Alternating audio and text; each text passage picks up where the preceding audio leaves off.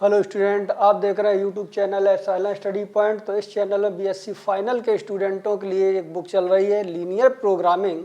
तो linear programming में topic है ट्रांसपोर्टेशन प्रॉब्लम। तो पिछले वीडियो में मैंने बताया था ट्रांसपोर्टेशन प्रॉब्लम क्या होती है और इसको कैसे सॉल्व करते हैं। एक एग्जाम्पल ही बताया था, वो तीनों मेथड से सॉल्व करने का मेथड बताया था। उस एग्जाम्पल का पहला मेथड था नॉर्थ वेस्ट कॉर्नर मेथड, दूसरा मेथड था लोएस्ट कॉस्ट एंट्री मेथड या मैट्रिक्स मिनिमा मेथड, और तीसरा मेथड था वोगल्स अप्रोक्सीमेशन मेथड। इन तीनों मेथड से उस क्वेश्चन को सॉल्व किया था। तो उस क्वेश्चन का आंसर सबसे बेस्ट निकला था वोगल्स अप्रोक्सीमेशन मेथड में। ट्रांसपोर्टेशन कॉस्ट सबसे मिनिमम आई थी। तो इन तीनों मेथड से जब क्वेश्चन को सॉल्व करते हैं तो सबसे पहला जो आंसर होता है वो इनिशियल बेसिक फिजिकल सॉल्यूशन होता है। तो आज एक नया क्वेश्चन और वोगल अप्रोक्सीमेशन मेथड से लगाना है। और अगर एग्जाम में क्वेश्चन आता है तो हम सबसे पहले जो लिख के आएगा तो फिर वही मेथड लगाना है, और नहीं लिख के आएगा तो क्वेश्चन को हम वोगल्स अप्रोक्सीमेशन मेथड से लगाएंगे। तो इनिशियल बेसिक फिजिकल सॉल्यूशन, तो यहाँ पर लिखा हुआ है obtain an initial basic physical solution to the following transportation problem by Vogel's approximation method. तो ये यहाँ पर टेबल दी है, ये स्टोर्स बने हुए हैं। स्टोर्स पर जो डीलर्स हैं इनकी डिमांड लिखी हुई है यहाँ पर, और यहाँ पर ABCD ये सप्लाई सेंटर लिखा हुआ है, अवेलेबिलिटी है। तो यहाँ पर AI, सप्लाई को हम AI से नोट करते हैं तो ये सप्लाई है, और ये यहाँ पर डिमांड है। बैलेंस ट्रांसपोर्टेशन प्रॉब्लम, सबसे पहले अगर अनबैलेंस्ड है तो बैलेंस्ड बना लेते हैं और बैलेंस प्रॉब्लम को सॉल्व करते हैं। यानी कि टोटल सप्लाई और टोटल डिमांड इक्वल होनी चाहिए तो फिर बैलेंस ट्रांसपोर्टेशन प्रॉब्लम होती है। तो अगर हम यहाँ पर इसको ऐड करते हैं तो 80 आता है, अवेलेबिलिटी को ऐड करते हैं तो 80 आता है। यानी कि ये प्रॉब्लम है बैलेंस ट्रांसपोर्टेशन प्रॉब्लम। अब इसको सॉल्व करने का मेथड वोगल्स अप्रोक्सीमेशन मेथड से बताया था। तो सबसे पहले वोगल्स अप्रोक्सीमेशन मेथड का ये मेथड है। यहाँ पर सबसे पहले याद रखेंगे मैक्सिमम पेनल्टी, इसके बाद देखते हैं मिनिमम कॉस्ट, और फिर देखते हैं मैक्सिमम एलोकेशन। उस जगह पर जहाँ पर ये तीनों कंडीशन सेटिस्फाइड होती हैं वहाँ पर उस नंबर को एलोकेट किया जाता है। तो यहाँ पर सबसे पहले हम पेनल्टी निकालते हैं रो और कॉलम वाइज। तो यानी कि यहाँ पर लिखते हैं पेनल्टी, और यहाँ पर भी पेनल्टी लिखते हैं। पेनल्टी में सबसे लीस्ट डिजिट जो होती है उसको देखते हैं। सबसे लोएस्ट कॉस्ट है यहाँ पर 1, और इससे नेक्स्ट जो लोएस्ट है वो है 3। इन दोनों का डिफरेंस होगा, उसको यहाँ पर लिखेंगे। ये पेनल्टी होती है 2। सेकंड रो में देखते हैं मिनिमम है 3, इससे नेक्स्ट मिनिमम है 4, तो इसका डिफरेंस 1 है। यहाँ पर लीस्ट कॉस्ट देखते हैं 3 है, इससे नेक्स्ट लीस्ट कॉस्ट देखते हैं 4 है, तो इसका डिफरेंस यहाँ पर 1 है। और यहाँ पर देखते हैं 1, इसके बाद 2, तो यहाँ पर डिफरेंस 1। इसी तरीके से कॉलम वाइज देखते हैं। यहाँ पर लीस्ट कॉस्ट है वो है 3, और इससे लीस्ट है, इससे नेक्स्ट लीस्ट है वो है 4, तो इन दोनों का डिफरेंस होगा यहाँ पर 1। यहाँ पर मिनिमम देखते हैं 1, इससे मैक्सिमम देखते हैं यहाँ पर 3, तो इन दोनों का डिफरेंस यहाँ पर है 2। इसके बाद यहाँ पर देखते हैं 3, इससे नेक्स्ट 4 है, तो यहाँ पर 1 आ जाएगा। यहाँ पर 2, इससे नेक्स्ट मैक्सिमम जो है यहाँ पर 2 से 2 लीस्ट है, और इससे नेक्स्ट जो बड़ी है वो यहाँ पर 3 है, तो इसका डिफरेंस यहाँ पर 1 है। अब देखते हैं सबसे पहले मैक्सिमम पेनल्टी। तो यहाँ पर मैक्सिमम पेनल्टी 2 है, और यहाँ पर ही मैक्सिमम पेनल्टी 2 है। तो जब पेनल्टी टाई कर जाती है तो फिर देखते हैं मिनिमम कॉस्ट। तो इसके सामने यहाँ पर देखते हैं इस पेनल्टी के सामने मिनिमम कॉस्ट 1 और 1, और यहाँ पर मिनिमम कॉस्ट देखते हैं तो इसके सामने यहाँ पर 1। तो इसका मतलब मैक्सिमम पेनल्टी भी टाई कर जाएगी। तो फिर देखते हैं मिनिमम कॉस्ट, तो मिनिमम कॉस्ट 2 जगह है, ये भी टाई कर गई। फिर देखते हैं मैक्सिमम एलोकेशन, यानी कि भरा किसमें सबसे ज़्यादा जाएगा, एलोकेट किसमें ज़्यादा किया जाएगा। तो यहाँ पर देखते हैं एलोकेट, यहाँ पर 25 है, यहाँ पर 34 है। इन दोनों में जो मिनिमम होता है उसको यहाँ एलोकेट करते हैं, तो यहाँ पर 25 एलोकेट किया जाएगा। और इसमें एलोकेट करके देखें तो यहाँ पर 25 है, यहाँ 19 है। तो इन दोनों में जो मिनिमम नंबर होगा उसको यहाँ एलोकेट करेंगे 19, लेकिन इन दोनों में जो मैक्सिमम है वो है यहाँ पर 25, तो इसलिए इसको एलोकेट ना करके 25 को ही एलोकेट करेंगे। अब देखते हैं यहाँ पर 25 डिमांड थी, ये डिमांड पूरी हो गई, तो इस तरीके से इस कॉलम को यहाँ पर कट कर देते हैं। अब जो नेक्स्ट टेबल बचती है इसको देखते हैं, तो S1, S3 और S4, तो यानी कि यहाँ पर आएगा S1, यहाँ पर S3 और इसको यहाँ पर लिखते हैं S4। ABCD यहाँ से ABC और D। जब यहाँ पर ये कॉलम कट होगा तो जो इसके पैरेलल वाली पेनल्टी होगी ये चेंज हो सकती है, हो सकता है मिनिमम कॉस्ट इसी में लिखी हो तो फिर नेक्स्ट जो मिनिमम कॉस्ट होगी वो दूसरी बन जाएगी, तो इसलिए इन पेनल्टी में चेंज हो सकता है और इसके जो ये पेनल्टी है इसके सामने कोई भी चेंज नहीं आएगा, यानी कि पैरेलल पेनल्टी चेंज होगी, इनमें कोई डिफरेंस नहीं आएगा। तो यहाँ पर 21 लिखा हुआ है, इसको यहाँ 21 लिखते हैं, यहाँ 17 लिखा हुआ है, यहाँ पर 17 लिखते हैं और यहाँ पर भी 17 लिखा हुआ है जिसको 17 मेंशन करते हैं। यहाँ पर पेनल्टी 1 है, ये कट हो गया तो 1, 1 और 1, तो यहाँ पर आ जाएगा 1, यहाँ पर 1 और यहाँ पर 1। इसके बाद अवेलेबिलिटी देखें, 25 यहाँ से कम हो जाएगा तो यहाँ पर आ जाएगा 9, यहाँ पर AI मिल रहा है, ये यहाँ पर 9 मिलेगा। इसके बाद यहाँ पर 15 लिखा हुआ है, 15 के बाद यहाँ पर लिखा हुआ है 12 और 12 के बाद यहाँ पर लिखा हुआ है 19। इसके बाद पेनल्टी देखते हैं, तो पेनल्टी को यहाँ P से डिनोट कर दिया। इसमें यहाँ पर कॉस्ट जो लिखी हुई है 5364, यहाँ पर 5, यहाँ पर 3, यहाँ पर 6 और इसको यहाँ पर लिखा 4, ये 5 है। इसके बाद यहाँ देखते हैं 3544, तो यानी कि यहाँ पर आ जाएगा 3, यहाँ पर 5, यहाँ पर 4 और इसको भी यहाँ लिखा 4, 3432, 3, 4, यहाँ पर देखते हैं 3 और यहाँ पर आता है 2। पेनल्टी देखते हैं, तो यहाँ पर मिनिमम कॉस्ट जो है 3 है और इससे नेक्स्ट मिनिमम 5 है, तो इसका डिफरेंस यहाँ पर 2। यहाँ पर मिनिमम 3 है, इससे नेक्स्ट मिनिमम यहाँ पर 4 है, तो यहाँ पर 1 आ गया। यहाँ पर मिनिमम 3, नेक्स्ट मिनिमम 4, 1। यहाँ पर देखते हैं 2 और 4, तो यहाँ पर आ जाएगा 2। अब देखते हैं मैक्सिमम पेनल्टी।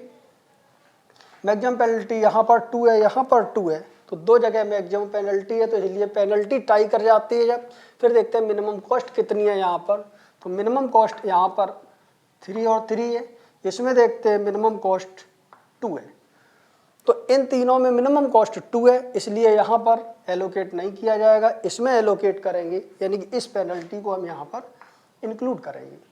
तो इसमें यहाँ पर कितना एलोकेट करना है, तो इसके सामने 19 लिखा है, यहाँ पर 17 लिखा हुआ है, तो इन दोनों में जो मिनिमम नंबर होगा उसको यहाँ पर एलोकेट करेंगे, तो 17 एलोकेट किया और अब यहाँ पर ये कॉलम कट हो गया, डिमांड पूरी हो जाएगी। अब यहाँ पर कुछ भी नहीं बचा है और यहाँ पर 19 में से 17 सब्ट्रैक्ट होगा तो 2 बचेगा।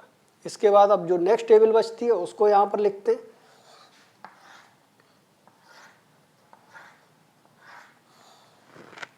फोर यहाँ पर रोज हैं और 3 कॉलम्स हैं, 2 कॉलम्स हैं।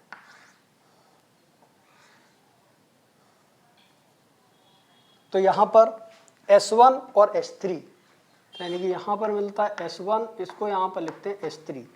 यहाँ से A B C D, तो यानी कि यहाँ से आया A B C और D। कॉस्ट देखते हैं 5364, यहाँ पर आ जाएगा 5, यहाँ पर 3, यहाँ पर 6 और यहाँ पर 4। इसके बाद में 3544, तो इसको यहाँ पर लिखते हैं 3, यहाँ पर 5, यहाँ पर 4 और फिर 4 आ जाएगा। इसके बाद में यहाँ पर लिखा AI और इसको यहाँ पर लिखते हैं BJ, इसमें पेनल्टी निकालते हैं और इसमें पेनल्टी निकालते हैं। देखते हैं ये यहाँ पर कट किया तो इसके पैरेलल वाली पेनल्टी डिस्टर्ब हो सकती है, चेंज हो जाएगी और यहाँ पर पेनल्टी में कोई चेंज नहीं आएगा। तो यहाँ पर BJ जो लिखा हुआ है 21 और यहाँ पर 17, यानी कि यहाँ पर 21, यहाँ पर लिखा है 17, यहाँ पर 1 और ये 1 आया। इसके बाद देखते हैं यहाँ पर 17 कम हो जाएगा तो यहाँ पर 2 बचेगा, तो यानी कि यहाँ से लिखा हुआ है 9, यहाँ पर 15, यहाँ पर 12 के बाद यहाँ पर 2, तो यानी कि ये वैल्यू यहाँ पर आ जाएगी 2। पेनल्टी यहाँ पर देखते हैं, यहाँ पर 3 है, ये 5 है, तो इसका डिफरेंस यहाँ पर आ जाएगा 2। 5 और 3 यहाँ पर भी डिफरेंस आ जाएगा 2। इसमें यहाँ देखते हैं 4 और 6, तो यहाँ पर भी डिफरेंस 2, और यहाँ पर सेम जब डिजिट होती है, सेम कॉस्ट होती है, तो इसमें सब्ट्रैक्ट नहीं करते, यहाँ पर डैश लिखते हैं। इसके बाद देखते हैं यहाँ पर मैक्सिमम पेनल्टी। तो मैक्सिमम पेनल्टी यहाँ पर 2 है और 3 प्लेसेस पर लिखी हुई है, तो इसलिए ये पेनल्टी टाई कर जाती है जब। तो फिर देखते हैं मिनिमम कॉस्ट कितनी है।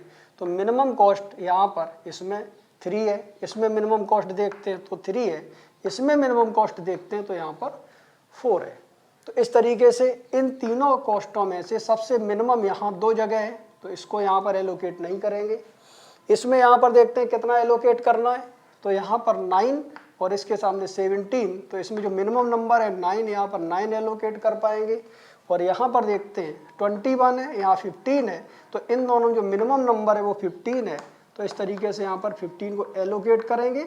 यहाँ 9 एलोकेट है, यानी कि मैक्सिमम एलोकेशन होना चाहिए, तो यहाँ 15, यहाँ 9, तो ये कम है, यहाँ एलोकेट नहीं करना है। तो इस तरीके से अब यहाँ देखते हैं इसकी जो सप्लाई थी, अवेलेबिलिटी थी, ये बैलेंस हो गई, यहाँ पर अब कुछ भी नहीं बचा है, तो इसलिए इस रो को यहाँ पर कट कर देंगे। अब यहाँ पर जो नेक्स्ट टेबल बची उसको यहाँ पर नोट करते हैं। तो यहाँ पर आया 2 कॉलम्स हैं और 3 रोज बन रहे हैं यहाँ पर।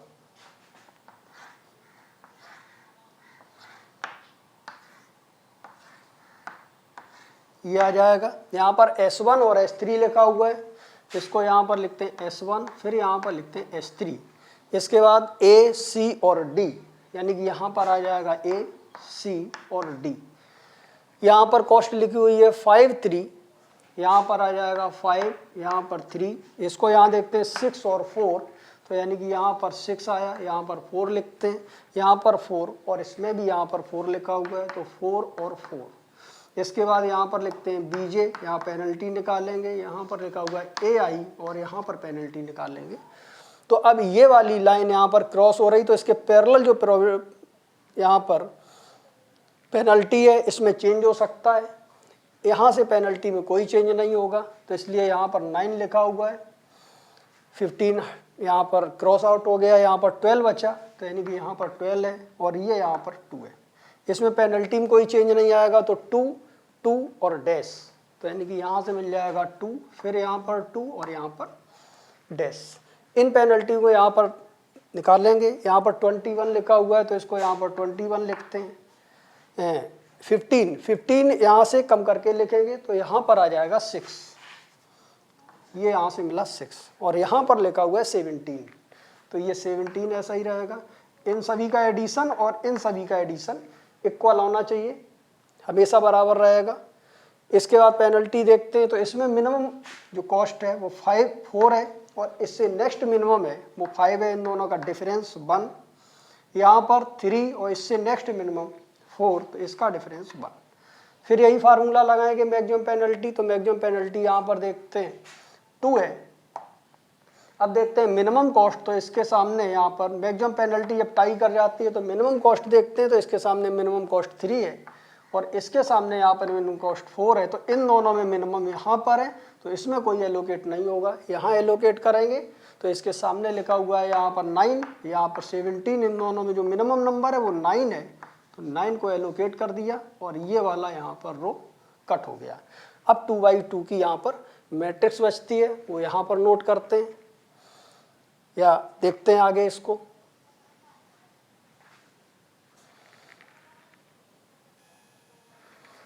तो यहाँ पर ये रो कट ऑफ हो जाएगा, तो यहाँ से मिल जाएगा C, D, S1 और S3, तो S1 S3 इसको यहाँ C D लिखा है और इसके बाद यहाँ पर 12 लिखा हुआ है, तो यहाँ पर 12 आ जाएगा।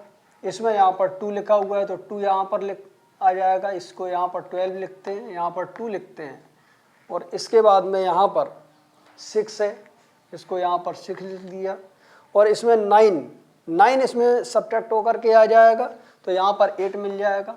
इस तरीके से पेनल्टी यहाँ पर पैरेलल लाइन हटती है, तो ये पेनल्टी यहाँ डिस्टर्ब हो सकती है, तो इस पेनल्टी में कोई चेंज नहीं आएगा, तो यहाँ 2 लिखा हुआ है, यहाँ डैश लिखा हुआ है, यानी कि यहाँ पर आ जाएगा 2 और यहाँ पर डैश। इस पेनल्टी को देखते हैं यहाँ पर 4 और नेक्स्ट मिनिमम 6, तो इसका डिफरेंस यहाँ पर 2 है, यहाँ पर 4 और 4 तो यहाँ पर भी डैश आ गया।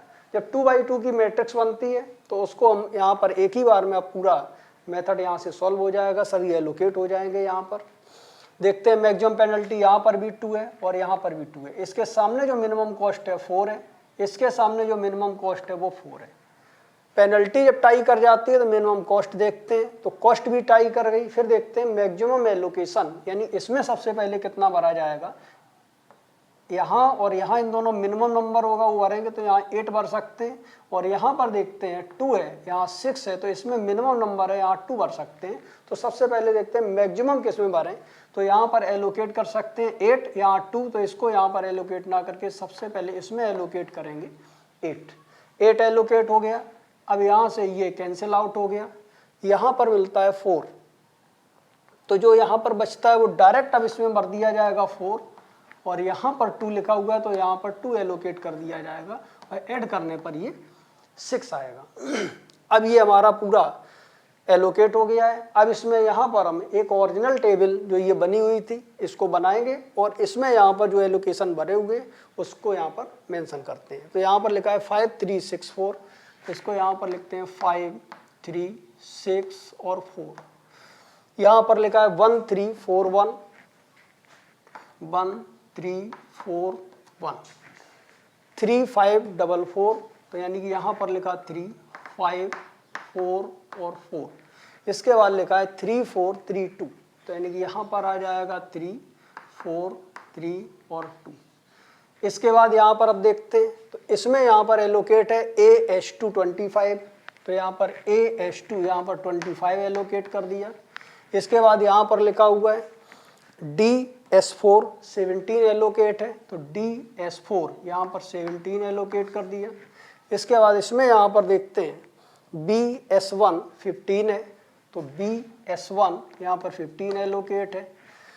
इसके बाद यहाँ पर AS3 9 एलोकेट है, तो AS3 यहाँ पर 9, और इसके बाद में यहाँ पर CS1 4, तो CS1 यहाँ पर 4, और CS3 4, CS3 यहाँ पर 4 एलोकेट कर दिया। इसके बाद में DS1 2, तो यहाँ पर लिखते हैं DS1 यहाँ 2 एलोकेट हो गया। इस तरीके से अब यहाँ पर देखते हैं ये डिजनरेट है कि नॉन डिजनरेट है। इसके बाद टोटल ट्रांसपोर्टेशन कॉस्ट कितनी आती है निकालते हैं आगे। तो स्टूडेंट यहाँ पर ये बनी हुई है, इसमें यहाँ पर देखते हैं नंबर ऑफ एलोकेशंस यहाँ पर, तो यहाँ पर 7 एलोकेशंस आते हैं। तो एलोकेशंस लिखे हुए हैं, इस एलोकेशंस का नाम है फर्स्ट रो है और सेकंड कॉलम है, तो X12, तो X12 की वैल्यू यहाँ पर लिखी है 25। इसके बाद देखते हैं X13, तो X13 की वैल्यू यहाँ पर 9 है। इसके बाद यहाँ पर देखते हैं X21, तो यहाँ पर X21 एलोकेशन है, X21 एलोकेशन की वैल्यू यहाँ पर 15 है।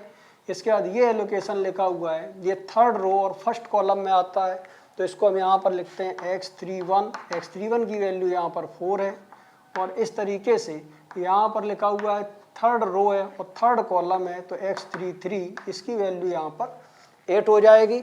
यहाँ पर देखते हैं ये फोर्थ रो है, तो X4 फर्स्ट कॉलम है, यहाँ पर 2 आ जाएगा, और यहाँ पर X4 और 4 इसकी वैल्यू यहाँ पर 17 है। तो इस तरीके से ये 7 एलोकेशंस हैं। तो एलोकेशंस यहाँ पर लिखे हुए नंबर ऑफ एलोकेशंस और m+n-1 यानी number of row, number of column, और एक कम कर दें उसमें तो 7 आएगा। अगर ये इक्वल है तो हम यहाँ पर कहते हैं basic physical solution non degenerate होता है। फिर इसमें एक लिखा हुआ है इंडिपेंडेंट पोजीशन। तो सबसे पहले यहाँ पर देखते हैं number of positive allocations in independent position, ये 7 आए हैं, और ये रिम रिक्वायरमेंट जो होती है इसके इक्वल है। Therefore initial basic physical solution is non degenerate होगा। तो यहाँ पर देखते हैं इंडिपेंडेंट पोजीशन का मतलब और समझ लें स्टूडेंट। तो इंडिपेंडेंट पोजीशन का मतलब होता है कि हमें एक एलोकेशन से स्टार्ट करना होता है और हॉरिजेंटल वर्टिकल लाइन पर चलना पड़ता है एलोकेशन टू एलोकेशन। अगर हॉरिजेंटल लाइन से स्टार्ट हुआ है एलोकेशन पर पहुंचे तो अब उस एलोकेशन पर पहुंचकर वर्टिकल लाइन पे चलना है, और जिस एलोकेशन से स्टार्ट किया है उसी पर वापस आना है। अगर वापस आ जाएंगे तो डिपेंडेंट पोजीशन होगी, वापस नहीं आ पाते हैं तो इंडिपेंडेंट पोजीशन होगी। तो अगर यहाँ से हम स्टार्ट करते हैं तो यहाँ से यहाँ पर कहीं से भी स्टार्ट करें, और चाहे हॉरिजेंटल स्टार्ट करें या वर्टिकल, कोई चेंजेज नहीं है। अगर यहाँ से चलते हैं, मान लिया यहाँ पर आए, अब यहाँ से हमें वर्टिकल चलना है, ये हॉरिजेंटल चले थे, वर्टिकल चलना है तो कहीं नहीं जा पाएंगी, तो ये इंडिपेंडेंट पोजीशन। अगर यहाँ से चलते हैं, इसको इंक्लूड किया तो यहाँ पर देखते हैं, यहाँ पर जाएंगे, फिर वर्टिकल जाएंगे, यहाँ पर आएंगे, फिर हॉरिजेंटल चलेंगे, यहाँ पर आएंगे, अब यहाँ से कहीं नहीं जा सकते। ऐसा नहीं चलना है, या तो हॉरिजेंटल या वर्टिकल। तो इसका मतलब जिससे स्टार्ट करते हैं एलोकेशन से उसी पर नहीं पहुँच पाते हैं। तो ये सभी एलोकेशन इंडिपेंडेंट पोजीशन पर लिखे हुए हैं, यानी जिससे स्टार्ट करें उसी पर पहुँचे तो डिपेंडेंट पोजीशन होगी। तो ये इंडिपेंडेंट पोजीशन पर सभी एलोकेशंस हैं और m+n-1 के इक्वल है, तो इसलिए बेसिक फिजिकल सॉल्यूशन होता है नॉन डिजेनरेट। और इसका टोटल ट्रांसपोर्टेशन कॉस्ट जो होगा वो यहाँ पर निकालते हैं, 1 × 25 लिखा हुआ है, तो यहाँ पर लिखते हैं 1 × 25 प्लस 3 × 9 प्लस यहाँ पर लिखते हैं 3 × यहाँ पर 9, फिर यहाँ पर लिखते हैं 3 × 15, तो यहाँ पर आ जाएगा 3 × 15 प्लस यहाँ पर देखते हैं 6 × 4, तो यहाँ पर आ जाएगा 6 × 4। एक सेकंड यहाँ पर, तो यहाँ पर आ जाएगा 6 × 4 के बाद यहाँ पर 4 × 8, तो यानी कि यहाँ पर लिखते हैं 4 × में यहाँ पर लिखा 8 प्लस यहाँ पर 4 × 2, तो यानी कि ये वैल्यू आ जाएगी यहाँ पर 4 × 2 प्लस यहाँ पर लिखा हुआ है 2 × और यहाँ पर 17।